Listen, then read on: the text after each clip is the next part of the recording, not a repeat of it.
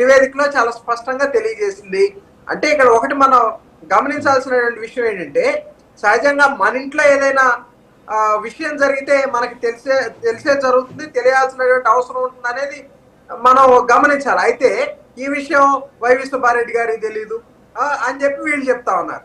మరి గతంలో 2022లో టెస్ట్ పంపించాం కానీ రిజల్ట్ ఏ వచ్చిందో మాకు తెలియదు అంటారు. అంటే ఇవన్నీ కూడా తప్పించుకుని దాటివేసే మాటలుగానే ఉన్నాయి తప్ప వాస్తవికతకి చాలా దూరంగా ఉన్నాయనేది మనకు అర్థం అవుతా ఉంది.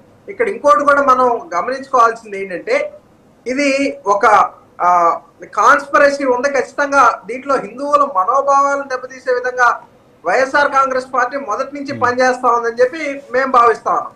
ఎందుకంటే గతంలో మనం చూసాం, వైసీపీ అధికారంలో ఉన్నప్పుడు మరి ఆనాడు మంత్రిగా పనిచేసినటువంటి కొడాలి నాని చేసినటువంటి వ్యాఖ్యలు దీనికి నిదర్శనంగా ఉంటాయి. మరి గతంలో ఆంజనేయ స్వామి విగ్రహాన్ని కొంతమంది దుండగులు ధ్వంసం చేస్తే ఆంజనేయ స్వామి చేయరకొడితే ఆంజనేయ స్వామికి ఏమన్నా అవుతుందా అని మాట్లాడినటువంటి వ్యక్తి కొడాలి నాని. మరి విజయవాడలో అమ్మవారి గుళ్ళో విగ్రహాలు, వెండి విగ్రహాలు చోరీ జరిగితే వాటితో మేడల మిద్దెలు కడతామా అని మాట్లాడారు. అంతర్వేదిలో రథం తగలబడితే ఏమవుతుంది, దానివల్ల దేవుడికి ఏమన్నా నష్టమా, కొత్త రథం ప్రభుత్వం చేస్తుందని మాట్లాడినటువంటి వ్యక్తులు వైసీపీ నాయకులు. అదేవిధంగా వైసీపీ హయాంలో ఏదైతే గోవిందరాజస్వామి ఆలయ తాపడంలో 100 కేజీలు బంగారం వాడాల్సి ఉండగా 50 కేజీలు మాత్రమే వాడారు. ఇవన్నీ వాస్తవాలు. ఇవన్నీ ప్రజలు చూసి ప్రజలను నిజంగా అసహించుకునే పరిస్థితికి వచ్చారు. ఇంకోటండి, తిరుమలలో అత్యంత పవిత్రంగా భావించేటటువంటి ప్రాంతంగా తిరుమలలో మనం వేరే నామస్మరణ చేయం. అటువంటి ప్రాంతంలో జగన్ రెడ్డి రక్షక గోవింద అని చెప్పించుకున్నటువంటి దౌర్భాగ్యకరమైనటువంటి పరిస్థితిని అందరూ కూడా భక్తుల కడుపు మండిపోతా ఉంది.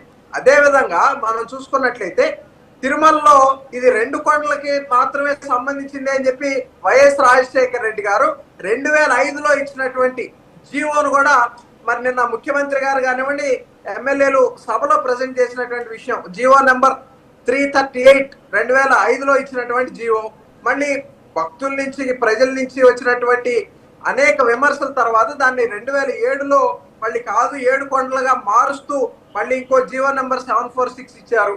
అంటే గతం నుంచి కూడా వీళ్ళు ఒక టీటీడీ పట్ల కానివ్వండి, వెంకటేశ్వర స్వామి పట్ల కానివ్వండి ఒక వ్యతిరేక వైఖరితో ఉన్నారనేది ఇక్కడ ఇంకోటి కూడా అర్థమవుతా ఉంది. 2017లో జగన్మోహన్ రెడ్డి గారిని వెంకటేశ్వర స్వామి మీద భక్తి ఉంది, నేను నమ్ముతాను అని సంతకం పెట్టమంటే డిక్లరేషన్ మీద సంతకం పెట్టకుండా వెళ్ళినటువంటి వ్యక్తి జగన్మోహన్ రెడ్డి గారు.